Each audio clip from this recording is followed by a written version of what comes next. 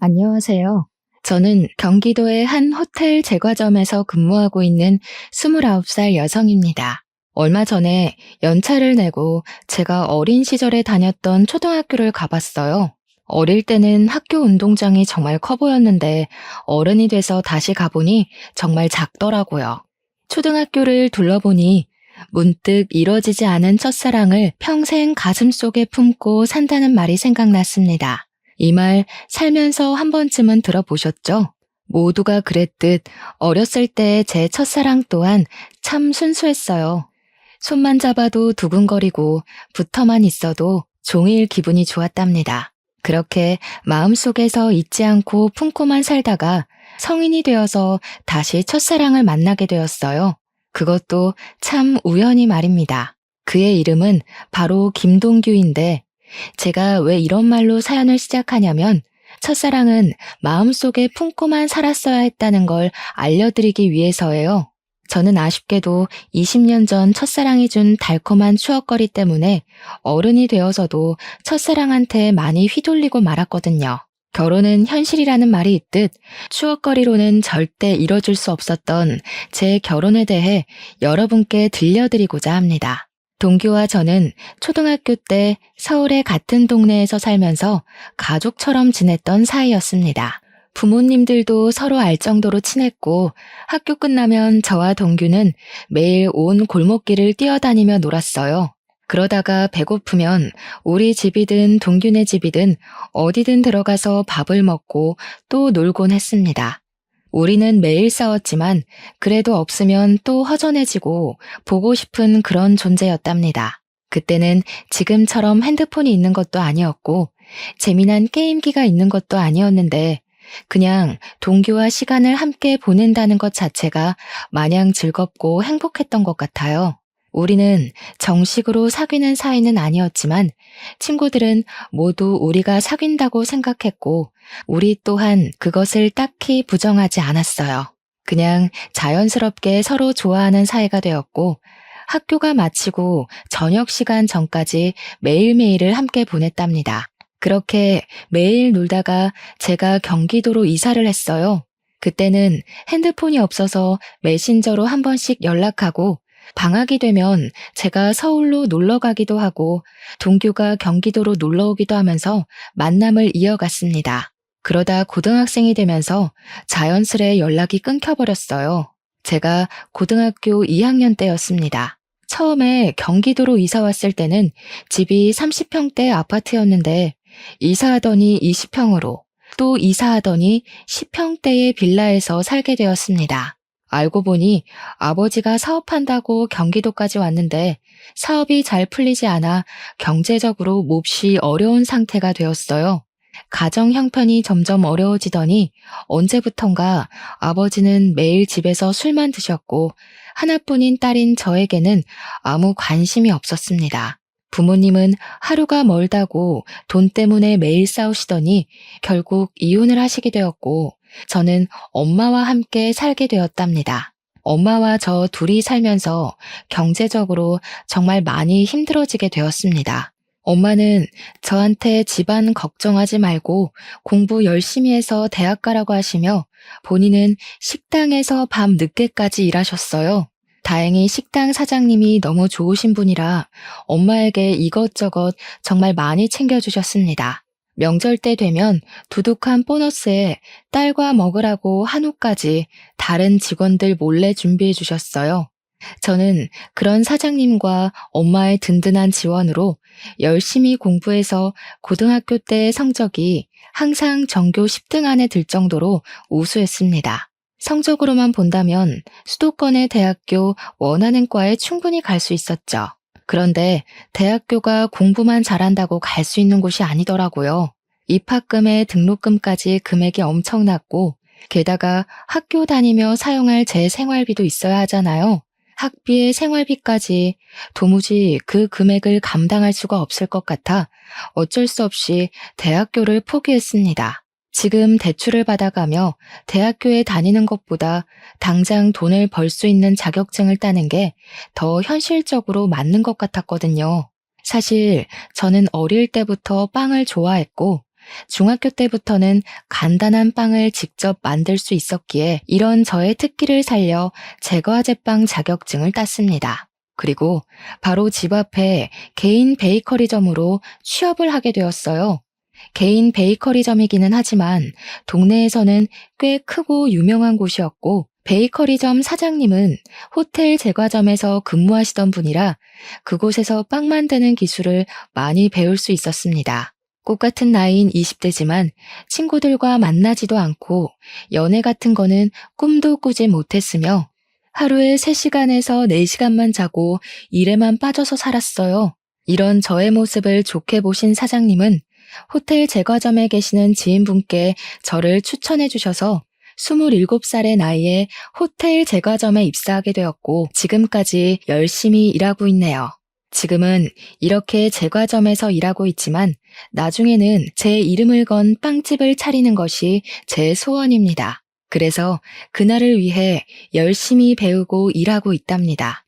제가 호텔 제과점에 입사해서 일하는 동안 엄마도 열심히 식당에서 일하시며 돈을 차곡차곡 모으시고 식당 사장님의 도움을 받아 엄마가 직접 음식점을 차리셨어요. 처음에는 아주 힘들었지만 그래도 엄마가 오랜 시간 식당에서 일해온 경력도 있으시고 손맛도 좋으셔서 그런지 동네에 점점 입소문이 나서 지금은 대기업 간부들 월급 정도는 순수익으로 나오는 상황이랍니다. 갈수록 엄마의 식당도 잘 되고 저 역시 호텔 제과점에서 일함으로써 이전과는 다르게 조금은 여유 있는 생활을 하고 있습니다. 그러던 어느 날이었어요. 언제나 그랬듯이 저는 호텔 제과점으로 출근해서 일하고 있었습니다. 한창 정신없이 일하고 있는데 어디선가 많이 본 남자가 들어오더라고요. 자세히 보니까 어릴 때 서울에서 같이 놀던 김동규였습니다. 10대 때 헤어진 우리가 20대가 되어 생각지도 못한 장소에서 만나서 신기하기도 하고 너무 반가웠어요. 동규에게 아직도 예전에 그곳에서 사느냐고 물었더니 20살 때 어릴 적 같이 살던 서울에서 경기도로 이사를 했대요. 동규는 어릴 때는 그저 개구장이에 공부도 못했는데 고등학교 때 정신 차리고 공부를 열심히 해서 교대에 입학했다고 합니다. 별 문제 없이 무사히 졸업하고 지금은 제가 일하는 제과점 근처에 초등학교 교사가 되었대요.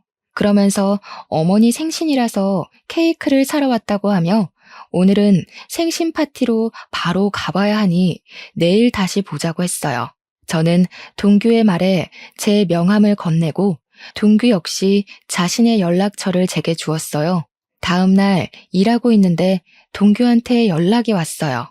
어제 만나서 반가웠고 케이크를 직접 만든 거냐고 너무 맛있었다고 하면서 맛있는 케이크 만들어 주었으니 오늘 저녁밥을 사겠다고 했습니다. 저녁에 저도 별일 없었기에 우리는 퇴근 후 만나기로 했어요. 평소에는 잘만 흘러가던 시간이 그날은 느리게 흘러갔습니다.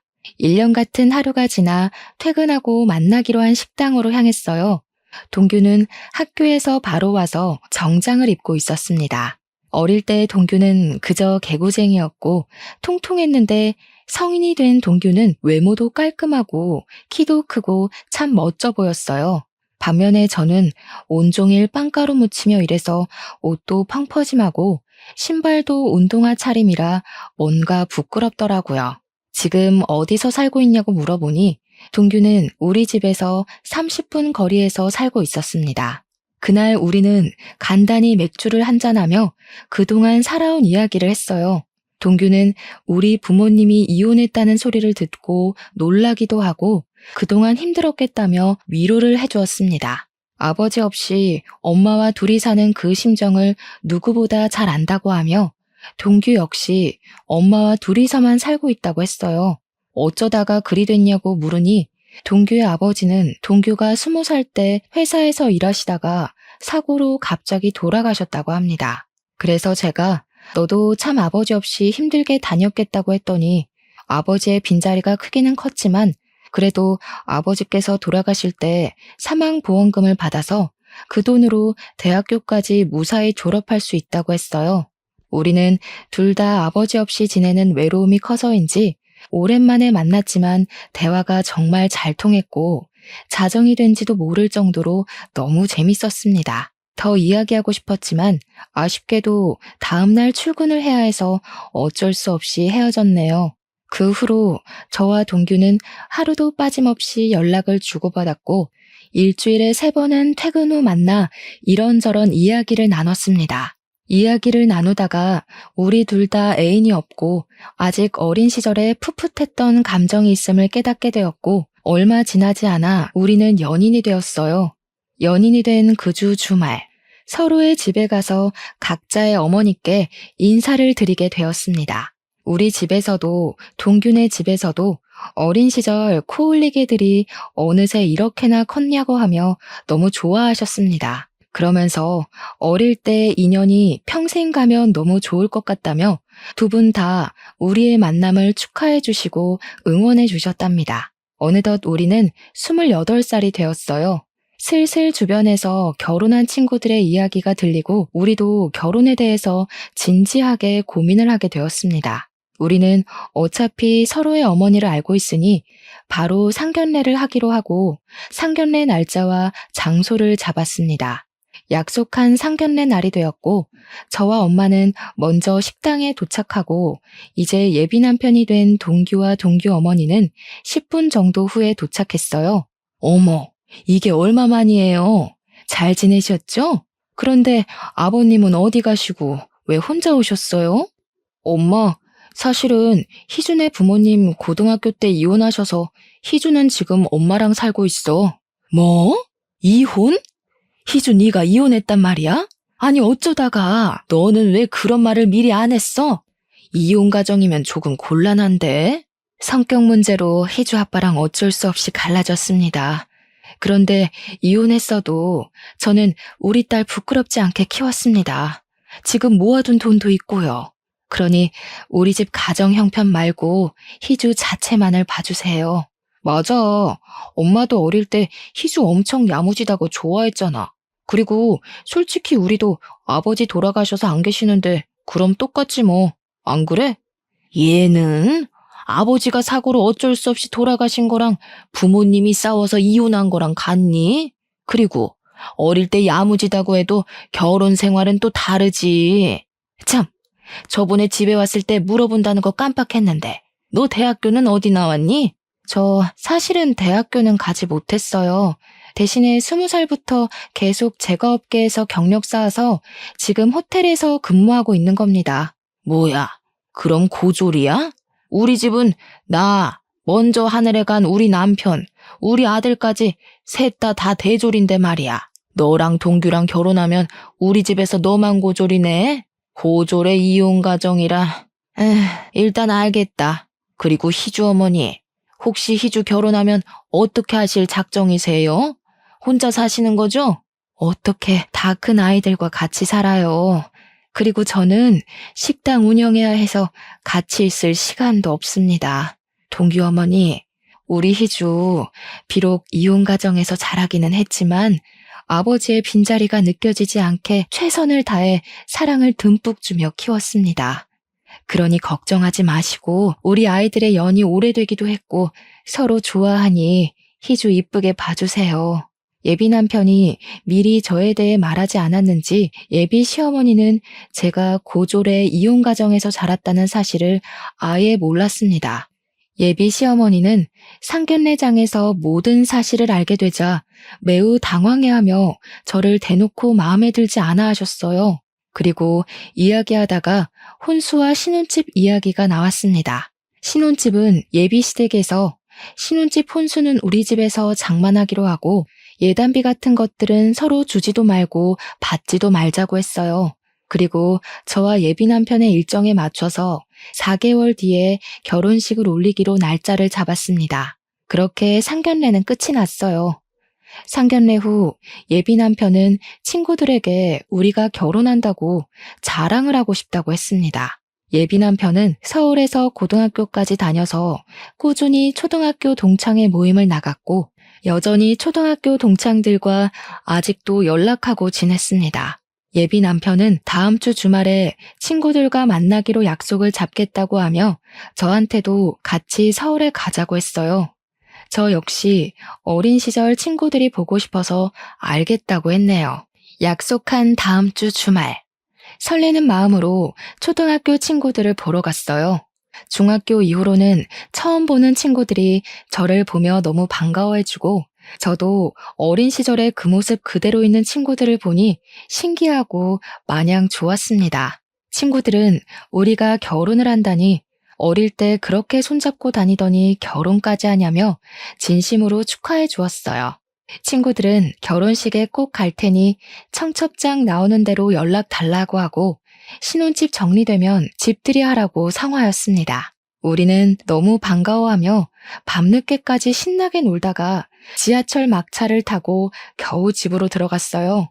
친구들에게 결혼 사실을 알린 후 우리는 본격적인 결혼 준비를 시작했습니다. 일단 결혼식장과 스드메를 알아보러 다녔어요. 남들은 결혼식장 고르고 스드메 준비할 때 많이 싸운다던데 우리 둘은 취향이 비슷해서인지 큰 다툼 한 번 없이 바로바로 결정되었습니다. 그리고 신혼집을 알아봤어요. 우리의 경제적인 형편과 회사와의 거리 등 모든 것을 생각해보니 우리가 살 수 있는 집이 두 채가 있었습니다. 금액은 둘 다 비슷했고 하나는 방 두 칸에 우리 둘의 회사 가운데에 있는 집이고 다른 하나는 방 세 칸에 남편 회사와 가까운 곳에 있는 집이었어요. 저는 방 두 칸짜리 집을 원했습니다.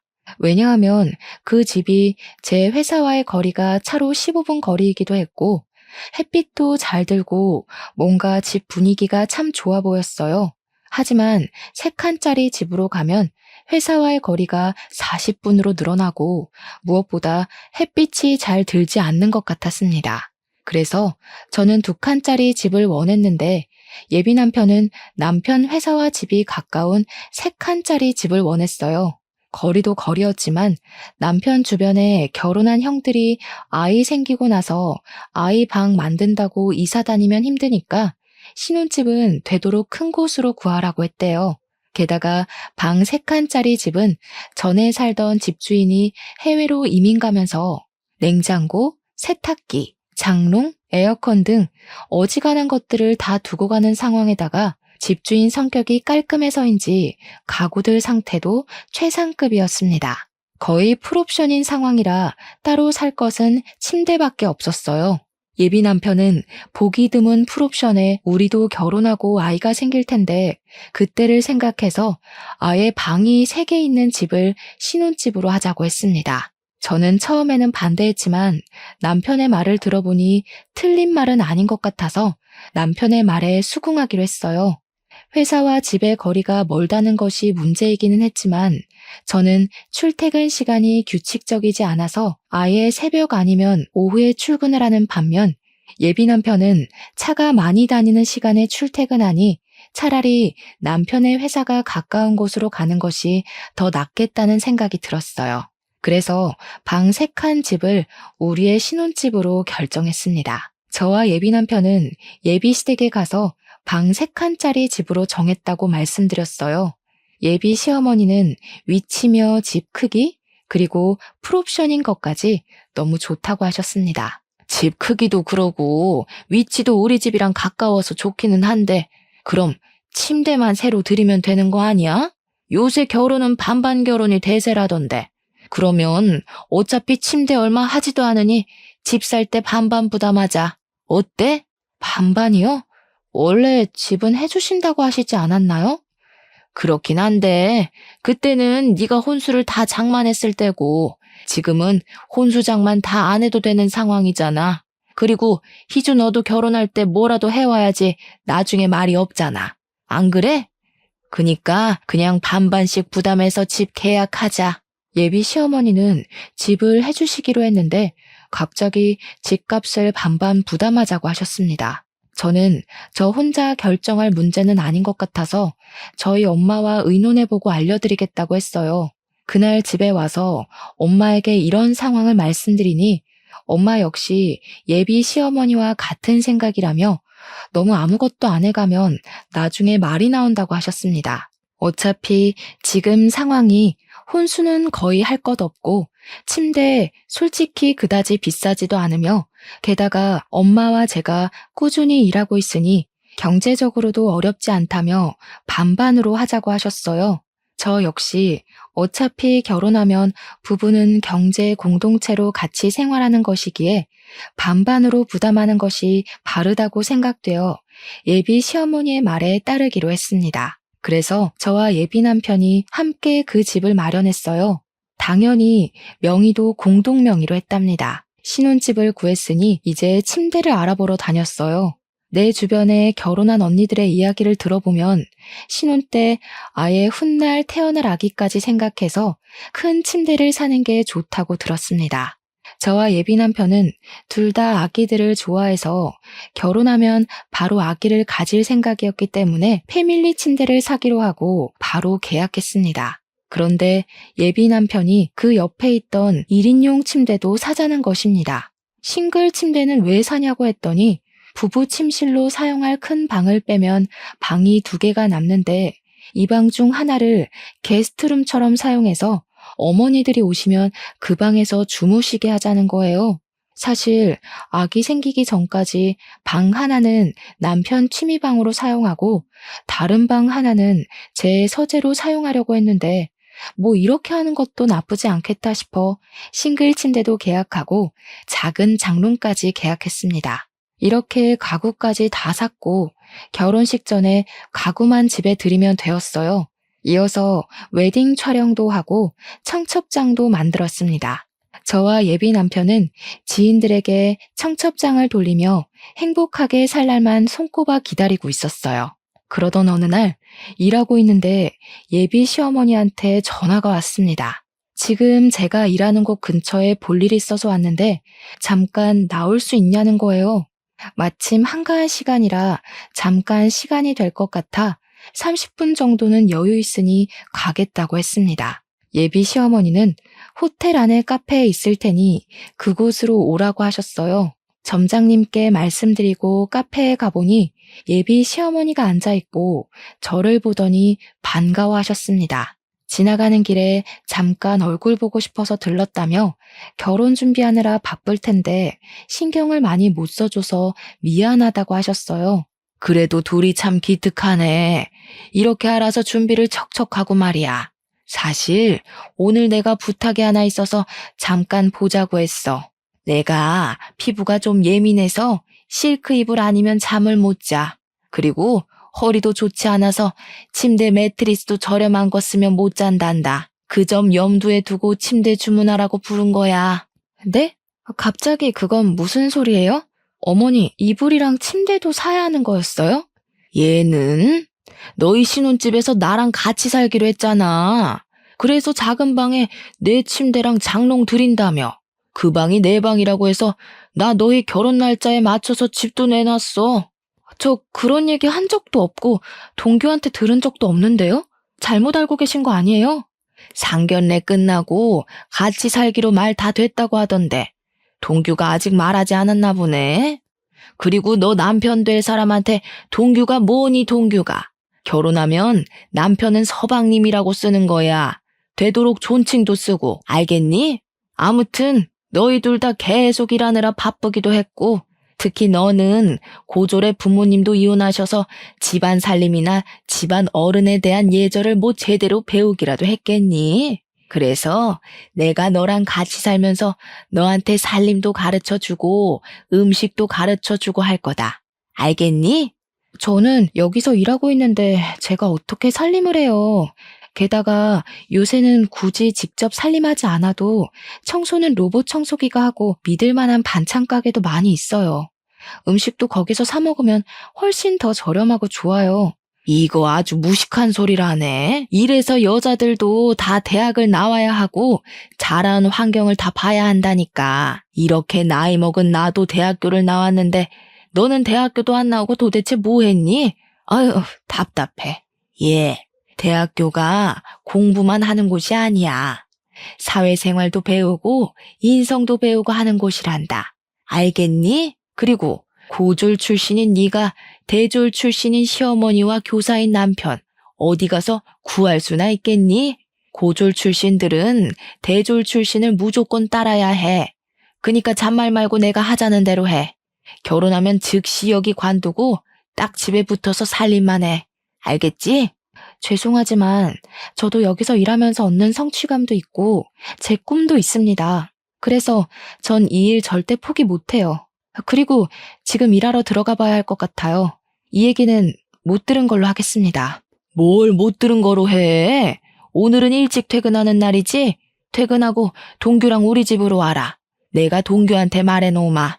알겠니? 저는 더 이야기하고 아닌 건 아닌 거라고 말하고 싶었지만 점장님이 빨리 들어오라고 전화가 와서 바로 들어가 봐야만 했습니다. 시어머니와 이야기하니 싱숭생숭했어요.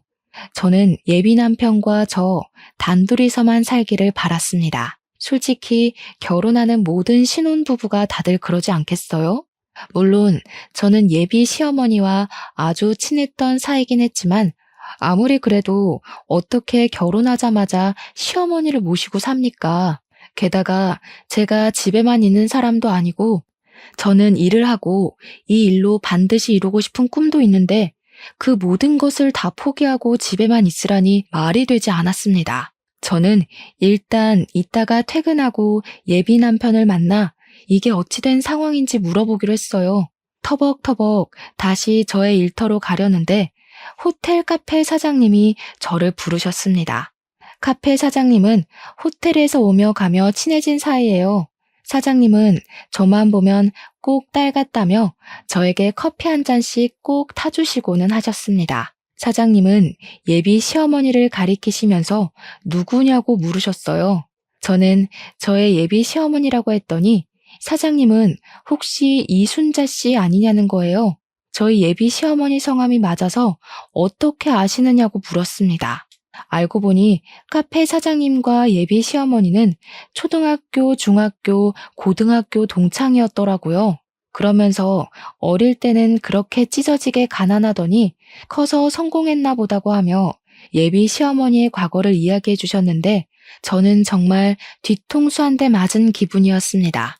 예비 시어머니는 어릴 때 찢어지게 가난했고 예비 시어머니의 부모님은 시장 구석에서 선짓국밥을 하셨다고 합니다.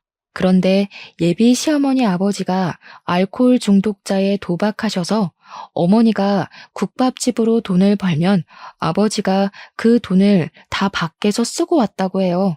만약 어머니가 아버지한테 돈을 주시지 않으면 아버지는 시장에서 소리 지르고 다 뒤집어 엎고 난리가 났다고 합니다. 그래서 경찰서 유치장에 여러 번 왔다 갔다 하셨고 그게 몇 년째 반복되다가 너무 힘들어서 결국 이혼을 하셨대요.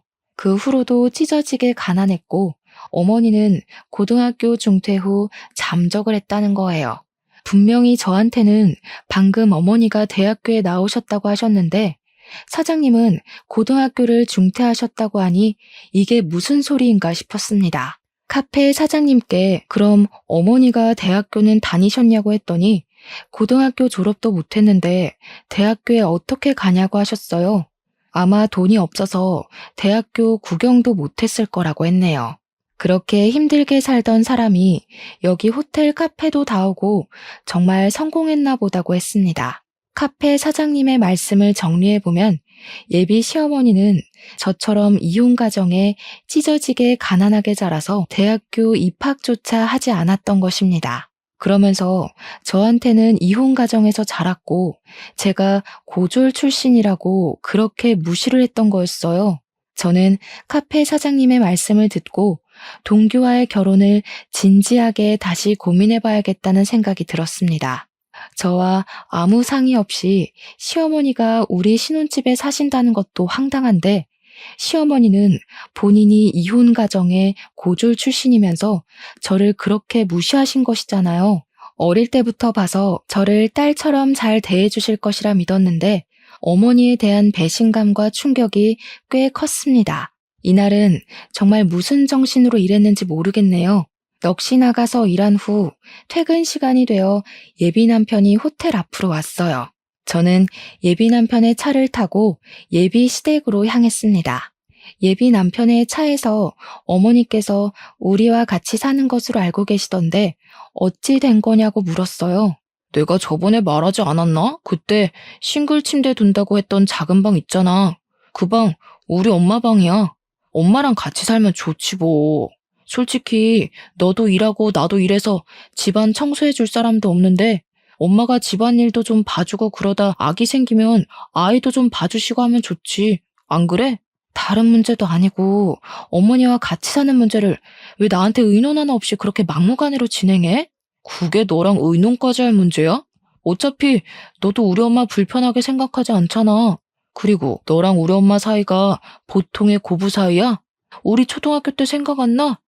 너 뛰어놀다가 흙 묻고 넘어져서 오면 너 씻겨주기까지 했는데 같이 사는 게 뭔 문제야? 그냥 엄마처럼 생각해. 그리고 나 결혼하면 엄마 이제 혼자 사시는데 어떻게 따로 살아? 내가 유일한 아들인데. 그럼 우리 엄마도 같이 살아. 우리 엄마도 이혼하시고 혼자잖아. 나도 엄마의 유일한 딸이니까 그래도 되는 거지? 방 3개니까 한 개는 우리 쓰고 작은 방 2개 중에 하나는 우리 엄마, 다른 하나는 너희 엄마 쓰시게 하면 되겠네. 뭐? 어떻게 사돈이 같이 한 지붕에서 사냐? 듣기만 해도 세상 불편하네. 너네 엄마는 우리 집에서 살아도 되고 우리 엄마는 우리 집에서 살면 안 되냐? 게다가 이 집이 너 혼자 마련했어? 나도 절반은 마련했어. 그리고 집에 들어간 침대, 장롱은 다 내가 산 거 알지? 이 집에 대한 지분 나도 적어도 절반은 있어. 그니까 너네 엄마 모시고 살려면 우리 엄마도 모시고 살아. 저와 예비 남편은 예비 시댁으로 가는 길 내내 싸웠습니다. 그렇게 서먹해진 채로 예비 시댁에 들어갔어요. 예비 시어머니는 소파에서 팔짱을 딱 꼬고 화가 잔뜩 난 채로 앉아 계셨습니다. 그리고 예비 시어머니 앞에는 종이 한 장이 놓여 있었어요. 종이에는 제가 결혼하면 같이 살면서 해야 할 일이 적혀 있었습니다. 예비 시어머니는 제가 오자마자 저한테 종이를 던지셨어요. 내용을 보니 예비 남편 집의 제삿날 친척들의 생신이 쭉 적혀 있더라고요. 봤니? 네가 이혼 가정의 고졸 출신이라 아무것도 모를 것 같아서 얘기하는데 자고로 여자가 시집 가면 시댁의 행사는 목숨보다 귀히 챙기는 거다. 알겠니? 그리고 조금 있으면 명절이지? 명절날에는 친정에 갈 생각 추호도 하지 말아라. 출가 외인이라고 들어봤지? 고졸 출신이라 모르나? 시집간 딸은 남이라는 뜻이야. 이제 친정은 못 가. 그리고 만약에 내가 아프면 나 요양원에 보낼 생각하지 말고 평생 네가 날 돌봐야 한다. 그게 며느리고 여자야. 알겠니? 글쎄요, 이건 아닌 것 같은데요. 옛날에야 남자가 집도 해주고 경제적으로 도움을 주니까 그렇게 살아왔지만 이제 시대가 변했어요. 여자도 같이 일하고 집도 같이 준비해오는 마당에 왜 여자라는 이유로 이렇게까지 해야 하죠? 저는 그렇게 못 삽니다. 뭐? 그게 지금 말이라고 하는 거니? 어릴 때는 야무지고 똑똑했던 애가 이혼 가정에서 자라서 멍청해졌네. 그래, 너도 맞벌이하고 집도 반반으로 준비해왔어. 그래도 넌 고졸 출신이야. 태생이 고졸이라고. 지금 조건을 비교해봐라. 네가 우리 동규처럼 좋은 대학을 나왔니? 아니면 집안이 좋기를 하니? 고졸 출신의 이혼 가정에서 자란 너 따위가 대졸 출신인 시어머니와 교사인 우리 동규 같은 좋은 신랑감 어디 구할 수 있을 것 같아? 그니까 잔말 말고 고졸 출신인 너는 대졸 출신인 내 말을 무조건 따라야 해. 결혼하면 같이 살고 너는 회사 관두고 집에서 나한테 집안일 배워라. 알겠니? 자꾸 저한테 저는 고졸 출신이고 어머니는 대졸 출신이시니 어머니의 말씀을 따르라고 하시는데 어머니, 대학교 졸업장 한번 보여주실 수 있으세요? 저 어머니 대학교 나왔다고 말만 들었지 증거는 하나도 못 봐서요. 졸업장이 없다면 졸업 사진이라든가 아무튼 뭐든 좋으니 대학교 나오신 증거물 하나만 보여주세요. 뭐라고? 내가 방금 막 대학을 졸업한 것도 아니고 몇십 년 전인데 그런 증거물이 어디 있겠니? 그냥 어른이 나왔다고 하면 그런가 보다 하면 되지. 무슨 증거를 찾고 난리야? 어머니, 요새는 폐교한 대학교 졸업 증명서도 다 뽑을 수 있어요. 맘만 먹으면 동사무소에 가서라도 아니면 인터넷으로도 졸업증명서 발급받을 수도 있는데 한번 해볼까요? 어머니 대학교 어디 나오셨어요? 얘가? 내가 설마 대학교 나온 거를 거짓말할 사람으로 보이니? 이게 진짜 정신 나갔나? 지금 시모한테 대들어? 어머니, 사실 아까 어머니와 제가 있던 그 카페 사장님이 어머니의 초등학교, 중학교, 고등학교 동창이시더라고요. 어머니 성함도 잘 알고 계시던데요. 저 그분한테 어머니의 학창시절 다 듣고 왔습니다. 어릴 때 어머니 집안이 시장에서 선지국밥집을 하셨고 어머니 역시 저와 똑같은 이혼가정이시더라고요.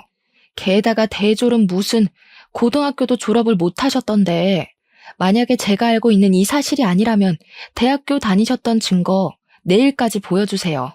동사무소 가셔서 신분증 보여주시면 아마 뽑아줄 겁니다. 이게 다 무슨 소리야?